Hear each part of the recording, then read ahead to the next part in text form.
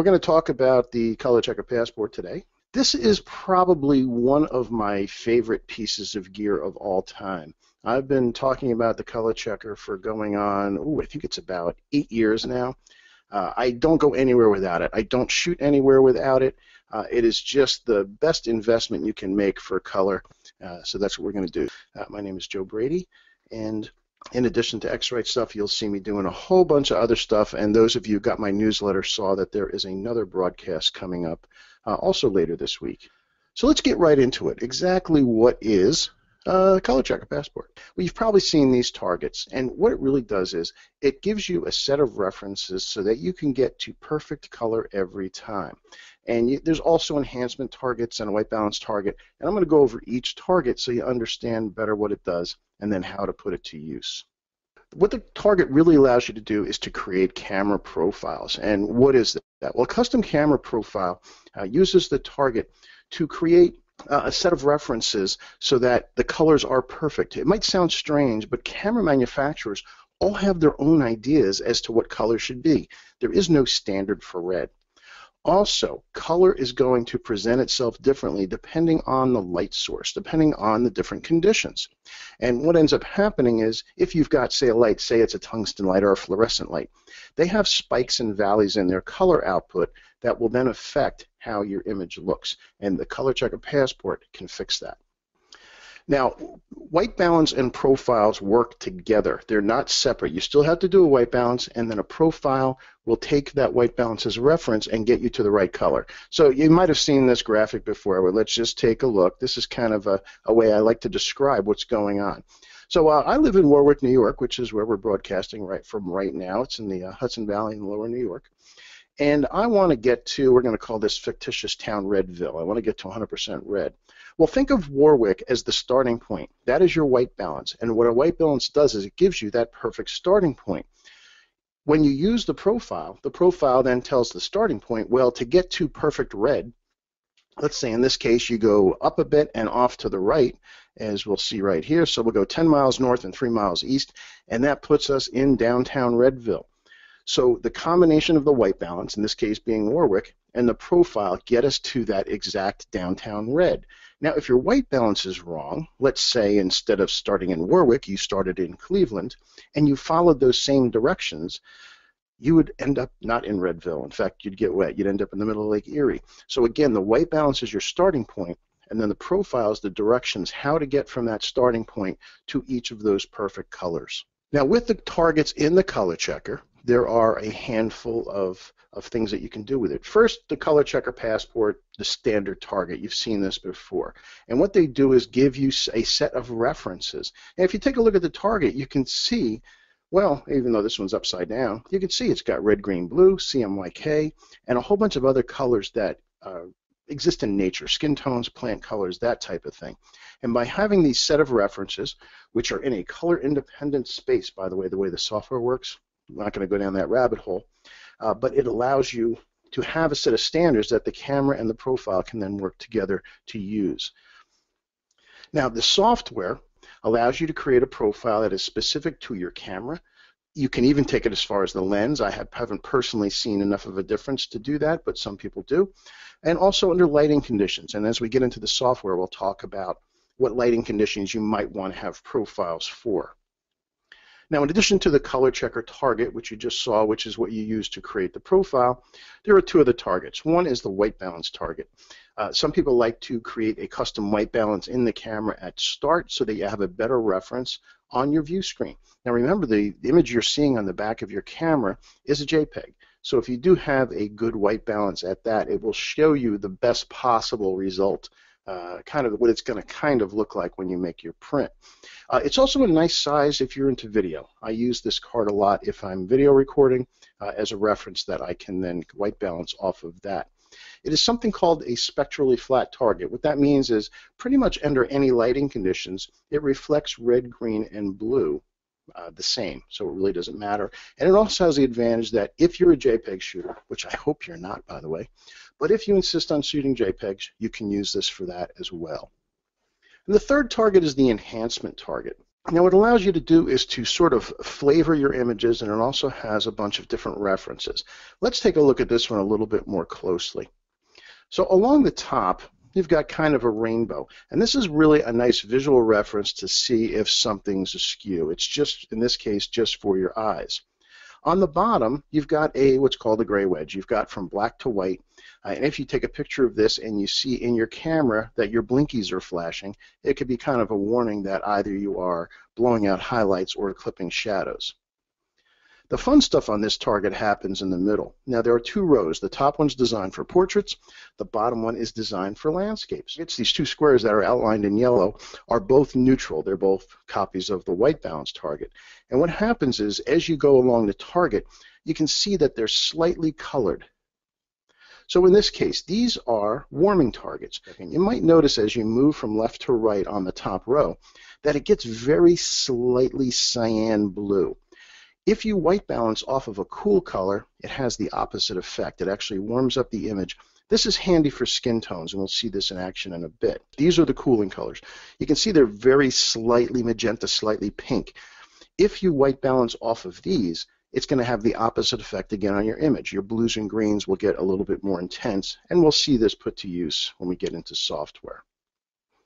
Now, before you ask, because this always comes up, can I use the color checker with blah blah software? It is designed to use systems that work in DNG, and this is the Adobe suite. So if you are still using Aperture or Capture One or DxO or something like that, those softwares do not support DNG profiles.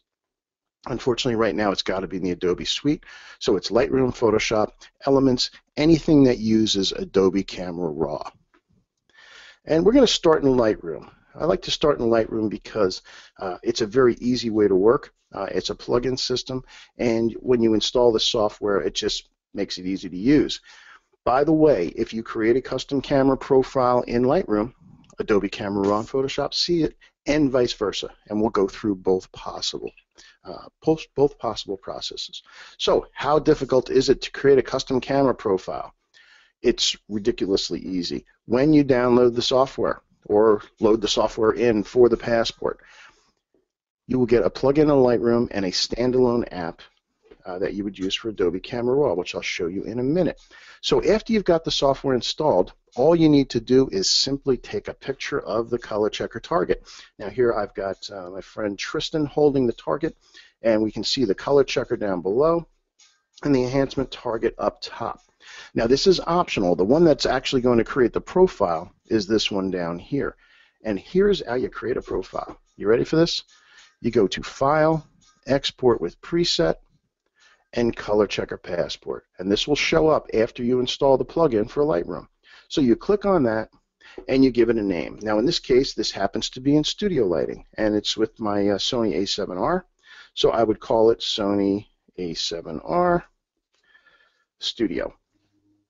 And I'll call it Studio 2 because I think I already have one there. And then you click on Save. And that's how complicated it is to create a custom profile. You can see in the upper left-hand side that it says it's processing the profile. I found it takes 45 seconds to a little over a minute.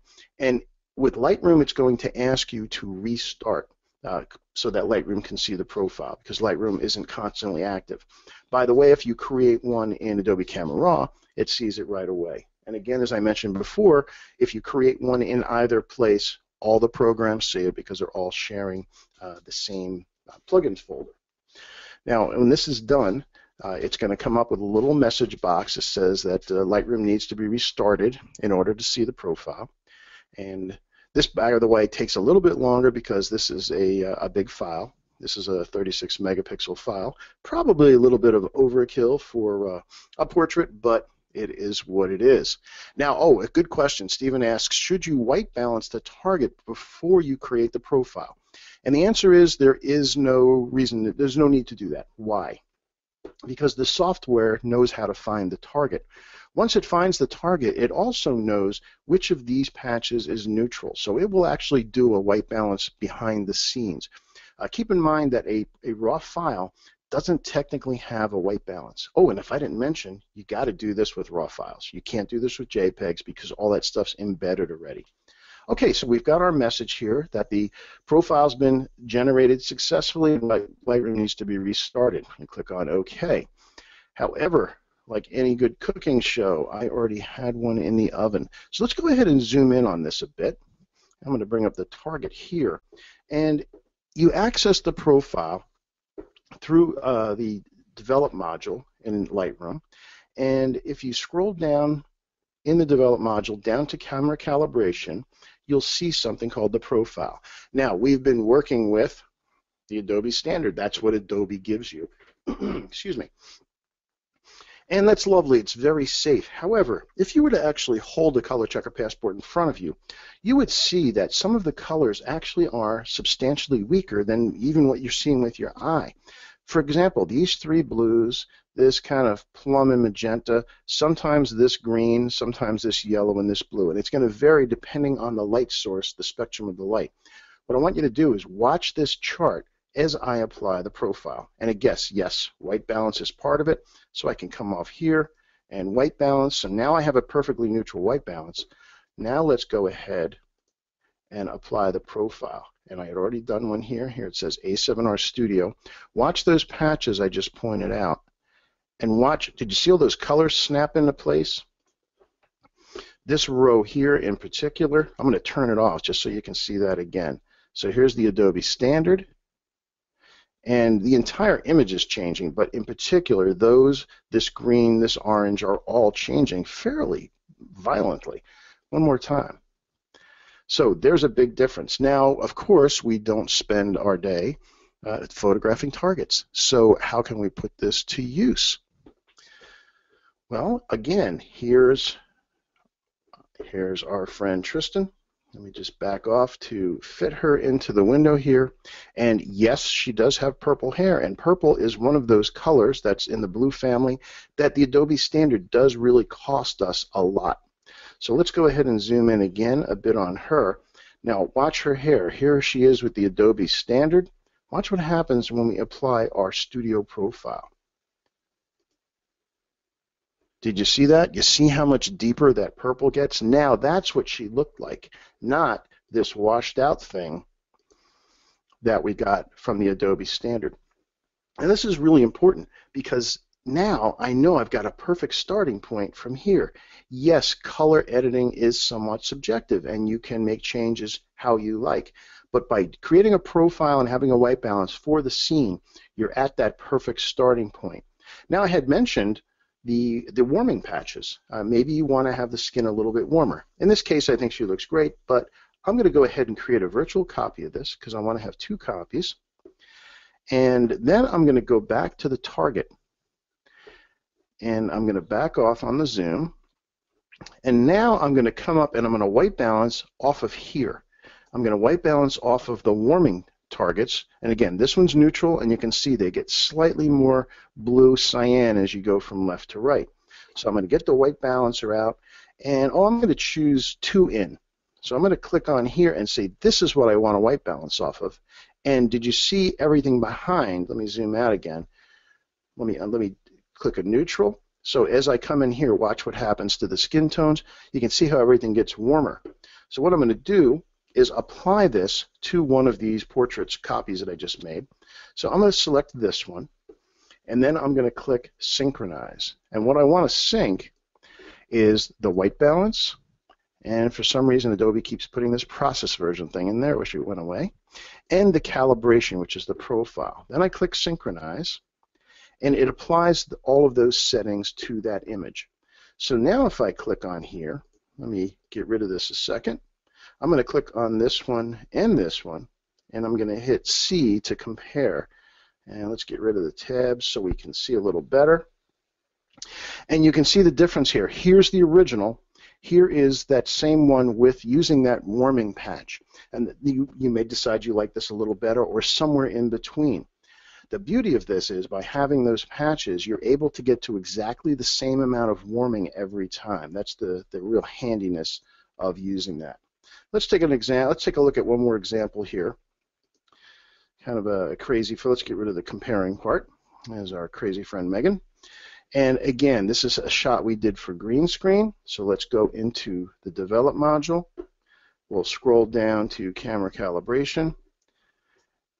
And again, I can white balance first. Again, you can pick any of these patches. They're all going to be neutral. I particularly use the first two. And you see in that case, there's no difference. Then I'll go down to camera calibration. And here's one I did where I did green screen. And again, you can watch. And again, you can see a lot of these same color patches are really jumping. So again, here's the Adobe standard. And you can see, in this case, actually, this kind of flesh-toned patch light flesh-toned patch is changing as well, as long as these blues. So if you look up in here, you'll see as we apply the profile that those colors change. In fact, this brown is having a little bit of a shift as well. So once you've done this, once you've got your white balance and your profile dialed in, you can then select all the shots that were in that sequence, click on Synchronize. You want to choose white balance, the process version, and calibration. Click Sync, and all of your images now have the most perfect white balance and color response possible. Yes, again, you can make your subjective editing decisions to override this, and that's the part of the creativity part of it. But now you've got a perfect starting point, even if your color was completely messed up. For example, let me go back to here. Let's say, for example, you had the wrong white balance set on your camera. As long as you're in RAW, even if you had something horrendous happen like this, like say this would happen if you had tungsten and you were shooting at sunset, you might get something like this. The beauty of RAW is that I can always come back, get my white balance, and then apply my camera calibration so that I have that perfect starting point.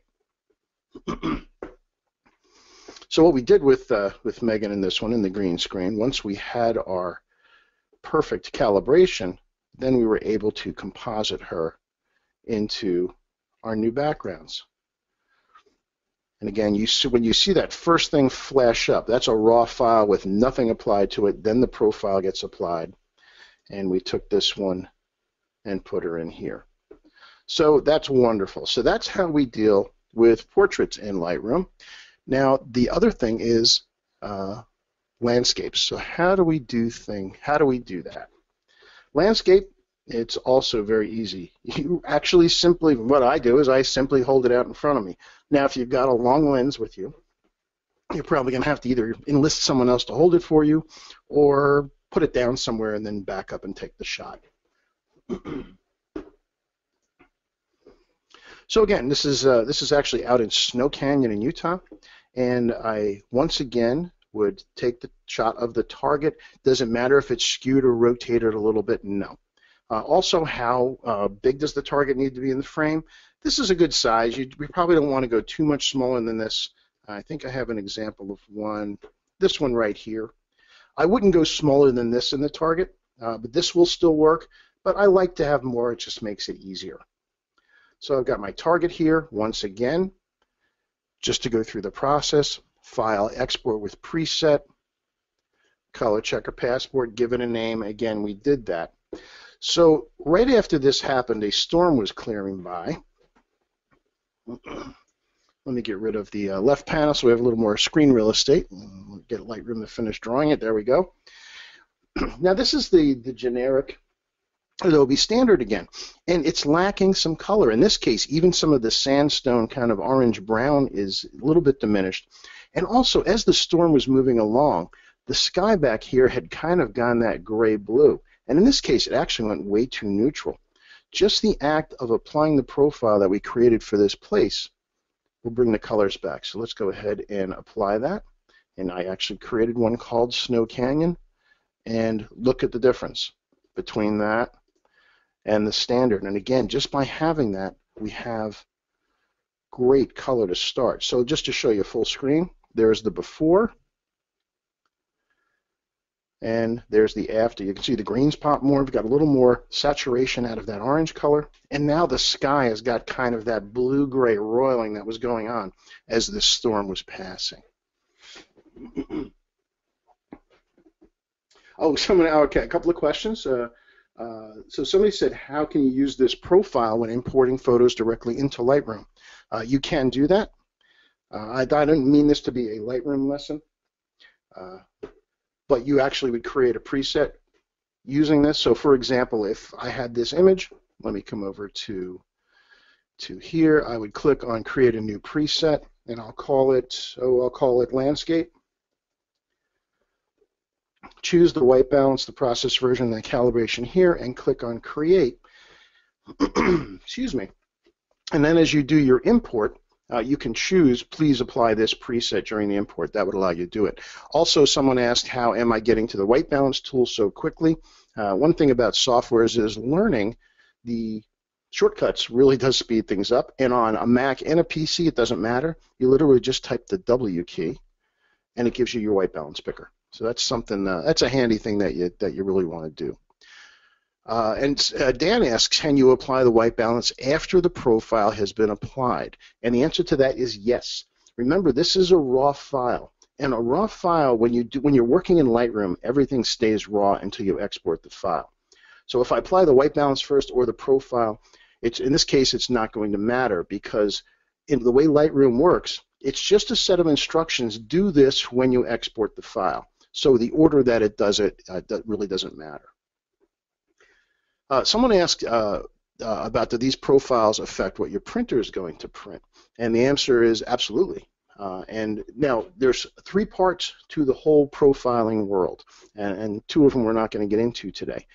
First of all, there's an assumption made that before you do any of this, if you're going to be working on something where you're going to do very color critical work, you've got to calibrate your monitor. We'll be doing a program on that soon.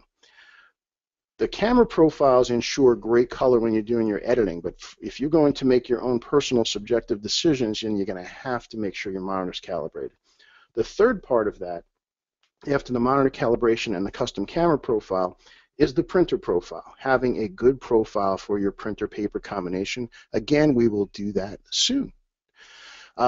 Craig asked a very good question about dealing landscapes. In fact, as I'm answering that, I'm just going to come over and pick something else out and just show you again what happens as we apply the profile. Does the latitude and time of year affect whether it's sunny or cloudy, etc.? And the answer to that is yes, it does. Now, one profile, having one custom profile for your camera is going to be so much better than just using the Adobe standard. But how many profiles do you really want to have? Now, if you look under my profile list, you can see I have a bunch of them here.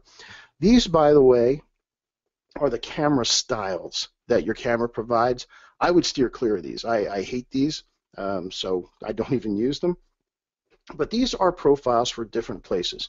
So you can see I've got daylight, I've got the studio lights, I have fill flash. If I happen to be working under some kind of mixed lighting conditions, I'll create it for that too. I do take it one step further. When I'm dealing with the desert Southwest, which I frequent a lot, I do have a profile for out there. As you can see, I've got one for Snow Canyon, I've got Zion and Bryce. The reason for that is the skies there, to us Easterners, look unnaturally blue. The reason for that is there's much less water in the atmosphere. And for you underwater photographers, you know that the first color you lose as you go underwater is red. Well, the same thing happens here in the East. The blues aren't quite as intense as they are out West. So I do create a profile for there because it will take advantage of those blues. So as you can see here, we've got these deep blue skies, but they really were deeper. And the standard conversion is costing us. Watch what happens as we apply the profile. And did you see how much deeper that blue got? I mean, incredibly so. Let's zoom in and undo that and do it again. So that's what we were given. I've lost all that incredible blue. And by the way, if you haven't been out here before, the first time you look at the sky, just with your own eyes, it's going to look wrong. It looks kind of Kodachromy. For those of you who remember Kodachrome, it's actually a super saturated look, but that's really what it looks like. And again, for us Easterners, it looks kind of strange at first. So let me just check. Any other questions here? Rachel asks, if you're calibrating for studio light, would you shoot the target at the same exposure settings as you're shooting your subject? Really, the bottom line is the target has to have a good exposure, and it needs to be under the same exact lighting conditions as you're going to be shooting in. So if you're dealing with fill flash, you need to make sure that the target's going to be where the person is, because that's going to affect the percentage of flash to ambient light. Studio lights, really, once you create something for your studio lights, for example, let's say you have a set of studio lights you always use. Once you create a profile for that, you're really done. You don't have to create it again. Just create it that one time and you're good to go. Same thing for out west. Now, I do create profiles for very specific conditions. Someone asked what happens if you have a quickly changing light. Is there going to be a difference? If you're dealing with cloudy versus sunny, strangely enough, it's not as much as you think. Technically, yes, I do have a profile for sunshine, for clouds, for shade, for fluorescent, for tungsten, and for any kind of mixed lighting I run into. However, what's really changing under those conditions more so than the white balance, than the color profile, is the white balance. So I will frequently just pull up the target and take another shot with the white balance. That said, I do not create a white balance at sunrise. I actually use my white balance and my profile for midday when I'm getting up early, because if you actually did one during sunrise and you created a profile for it, it would actually neutralize out that golden light that you got up so early for. So in that case, I personally would just use a daylight setting for that. And again, here an example, this is Bryce, and we can see before and after. In this case, there aren't any really deep blues because the sky is kind of hazy. There was actually a controlled burn going on when we were here, and that's what you're seeing off in the distance here. But if you take a look at the greens, you'll see the greens are changing subtly, but a lot. Let me back off on this. So here we see the standard, and here is the daylight. So do you see what's going on there? You can see the greens are lightening up and opening up. It's just giving you a much better color response. Let's see, a couple other questions before we move on. Oh, how do you delete profile? And somebody asked, Jake asked, where are these profiles stored on the computer? That's one of those things that can only cause you heartache. Knowing where these are stored is a bad thing, but if you go on to xritephoto.com, under the ColorChecker Passport tab, it will show you the links, where they live. However, there's also a little utility program called the DNG Profile Manager, which you can also download. Let me just bring it up so you can see it. And what that does is it allows you to organize your profiles. So you can see here's the program. I can turn them on and off. I can export them. I can delete them if I decide, oh, for example, let's see.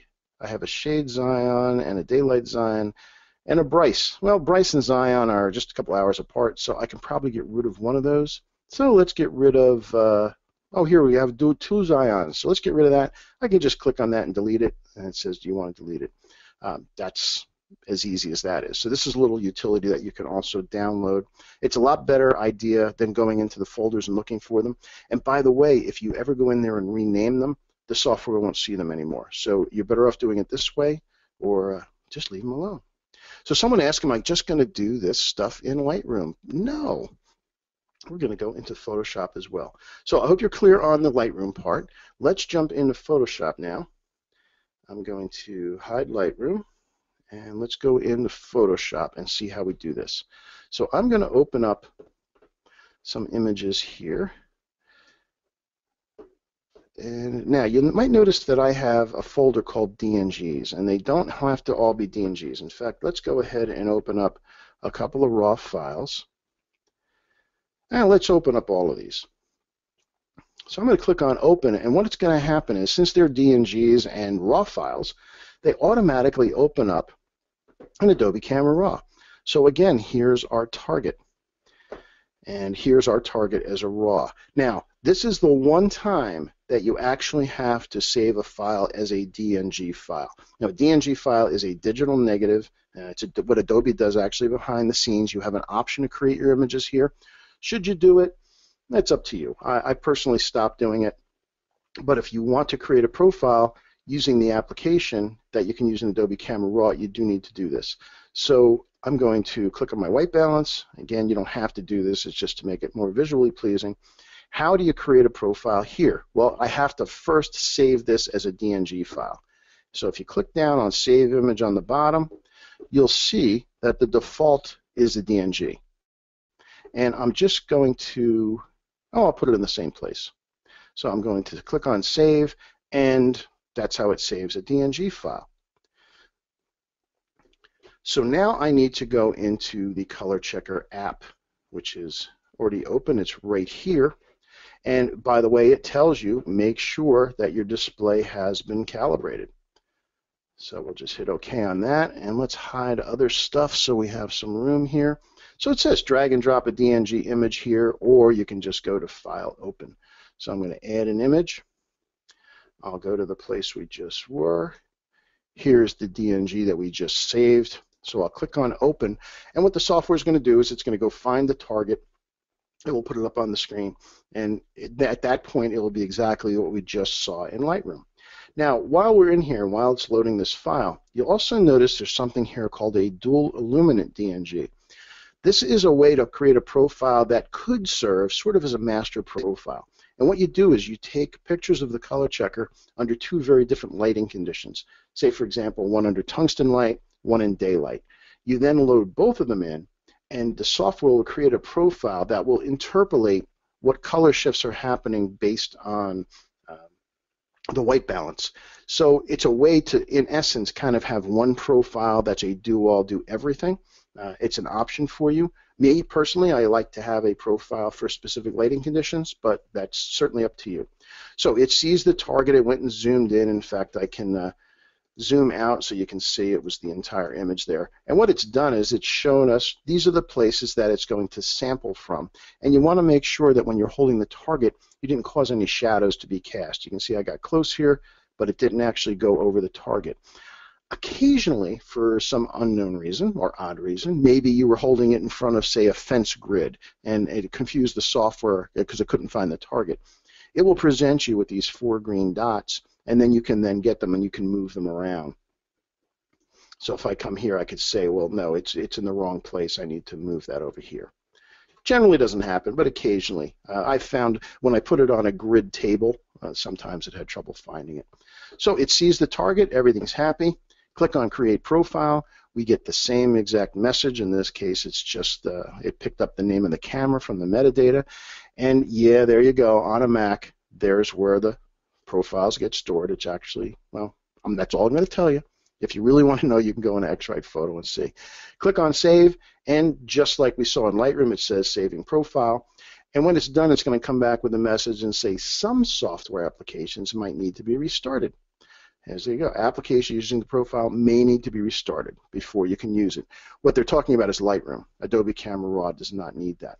So that's how you create a profile using the ColorChecker Passport app that you would then use in Adobe Camera Raw. Just so you can see the dual illuminant, here it asks you to install, to just drag or open up both different color temperature shots of the target, and then it will create a profile. So let's go back into Photoshop. So here we are in Adobe Camera Raw, and although it's not obvious when you first look at it, Adobe Camera Raw and Lightroom's Develop module are actually kind of the same thing. It's organized differently. Lightroom is a lot prettier and it's easier to navigate, but pretty much every tool that's in Lightroom's Develop module is right here. And if you go under White Balance, you see we've got Custom. I can come up to the White Balance picker and say that's what I want my white balance to be. And all of the tabs that we saw in Lightroom are actually mirrored right along this tab here above Basic. And this little one with the picture of a camera is Camera Calibration. And does that look familiar? Look, here's our Adobe Standard. And here's our Xeon Daylight. And as we apply it, exactly the same thing happens. In fact, we can zoom in a bit. Go back to the Adobe Standard. You can see all those colors we lost. In this case, you can see the blues, the purples, and this green are way off. When we apply the profile, we get all our colors back. In this case, even this red. And red is usually a color that isn't diminished too much. In this case, it's actually pretty diminished. Take one more look at that red as we go to the Standard, and even the red was lost. So that's what having a custom profile does to you. It gets you all those colors back. You can then, just like we did in Lightroom, apply the profile to all the images that were shot under those conditions. So once we have all this done, then it's going to open up in Photoshop. Now the difference between Lightroom and Photoshop is once you open it in Photoshop, it's no longer a raw file. That's the difference. so you got to be careful that you're ready to actually do this. Now, you always get your raw file. You can always come back to open up your raw file. But once you open these, then they have the file embedded, the profiles embedded. They are now PSD files. In Lightroom, you're always working on the raw file. You can always go back and change the white balance. The difference is that it doesn't actually embed any of that information until you actually export the file. A couple of people asked, here's a good question, a couple of people asked about polarizing filters. And I did a test, so I actually know what happens. The question about a polarizer, is it going to affect the profile? And what my experience has shown is that actually no, it does not. Now this is assuming you have a decent polarizer. If you got some $7 polarizer somewhere, then all bets are off. But if you have even a half decent polarizer, something you paid 25 bucks or so for, what you want to make sure is that the red, green, and blue light are being transmitted the same through this polarizer, and my experience has been is that they do. I even had a relatively inexpensive, about a $40 10-stop neutral density filter, took a shot with and without it, created a profile with both, and the profiles were identical. Let's see. Russell asks, can these DNG profiles be saved or exported as ICC profiles? Unfortunately not. Their DNG profile is a different way of doing things. ICC has different protocols, and that's really the limitation. You've got to work in the Adobe suite, which works behind the scenes in DNG. It's been a battle for years, but Adobe's trying to get everybody to switch over to DNG, and none of the camera manufacturers want anything to do with it. So we're at a stalemate right now, but Adobe still does use DNG behind the scenes. So Jack says, so you don't need a separate profile for each location. That is correct. I do have an East Coast profile versus a Desert Southwest profile, but that's really about it. Gordon also asked, this is a good question, Gordon. Do I always use ProPhoto RGB? As you can see down here, this is the conversion protocol. So when I open the file, this says, what is it going to be in color space? And the answer is yes. I stay in ProPhoto RGB until I'm going to export, for a couple of reasons. One, I'm constantly bouncing back and forth between Lightroom and Photoshop, and Lightroom does work in ProPhoto RGB. Let's jump back over to Lightroom for a sec. Lightroom is always in ProPhoto RGB. It's actually a variation on it, but close enough. ProPhoto RGB is the biggest color space, so it's pretty much the entire visible light spectrum and then some. I prefer to do my edits in this. Now, when I export a file, chances are it's going to end up as a JPEG. If I'm sending it out to the lab, an sRGB JPEG is what my lab wants. So that's what I'm going to do. But while I'm working, whether it be in Lightroom or in Photoshop, until I'm exporting a file to then send to a lab for printing, I stay in ProPhoto, and then I export to JPEG. Let's see, a couple other questions. Just to see what's going on here. Ken said that's the reason that I created a virtual copy. I simply did it so I could flip back and forth with the two profiles, that's all. I did that right here. Virtual copy, by the way, for those of you that are new to Lightroom, it just allows you to have different effects on the same image. The reason it's a virtual copy is you haven't actually copied anything, you created another thumbnail. So I find it handy, and it's just Command or Control apostrophe. Excuse me. So for example, if I wanted to see, well, what does this look like, go as a black and white, I can have virtual copies and see which one I like. So this is the one where I warm things up. There's the original. There's a black and white. It's just kind of a handy thing to have. Joe asked another good question. In Adobe Camera Raw, if you click the Done button, let's go back to that.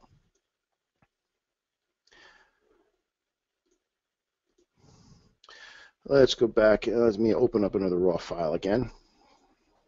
Just pick something random here. Yeah, that's fine. So if I go in here and I hit Done rather than Open Image, so I've got my profile here. Let's again click on Camera Calibration. I change it to Zion Daylight, and I get all my intense blues back. If I hit Done, what Adobe Camera Raw does is it keeps these choices. So if I open this again, it will come right back to here. It's still not embedded in the file yet until I click on Open, If I go ahead and do that, if I click on open the file, now it's going to open it into Photoshop. It says it's reading the raw format, but once it opens in Photoshop, it's no longer a raw file. It's then a PSD file. And there it is, but it has that profile now embedded. Another good question someone asked, is an outdoor profile different from one season to another, say summer to winter? I haven't seen that. It's possible depending on where you live, but I have not seen a daylight profile to be any different in the summer because, again, remember, what a profile is correcting for is changes in the spectrum of the light, and the sun's spectrum isn't going to change in the middle of the day. Yes, during the evening and the morning it gets more golden because the blues are being absorbed. However, you generally want to leave that alone. You want to keep that. Oh dear, I'm sorry for this little cough I've got. Oh, one other thing I wanted to show you that is also affected here. And let me go back to this snow canyon shot of it.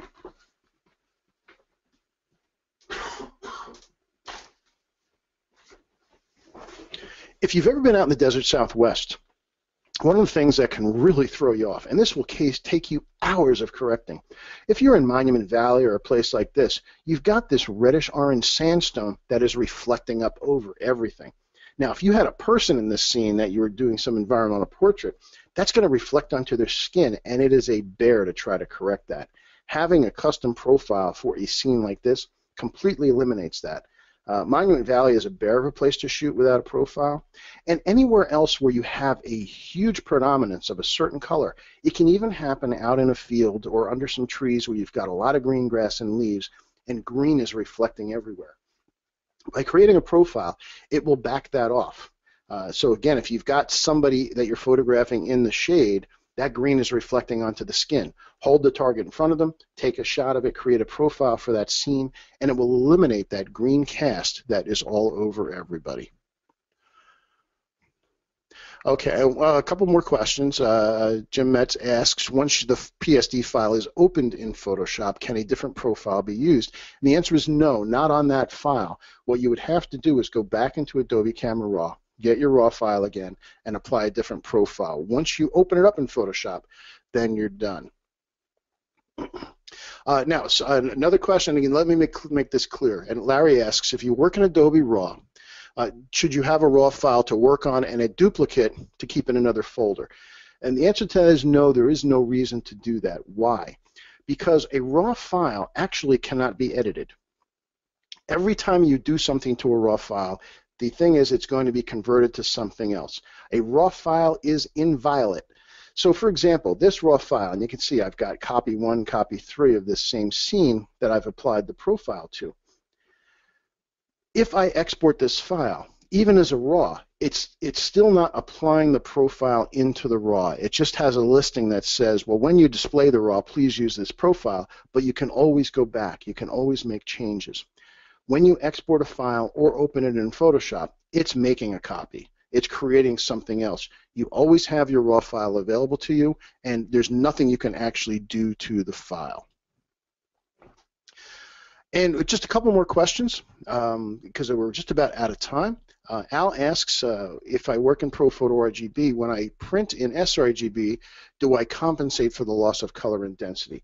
And the answer to that is yes, and stay tuned because we're going to be doing a program on that, how to go through the soft proofing process and printer profiling so that you can compensate for those kinds of changes. Frank also asked another good question. Can you make a profile dedicated to not only a particular camera, but a different, say, a different setting, a different shutter ISO setting or something like that? And the answer is absolutely yes. First of all, every profile is tied to the camera.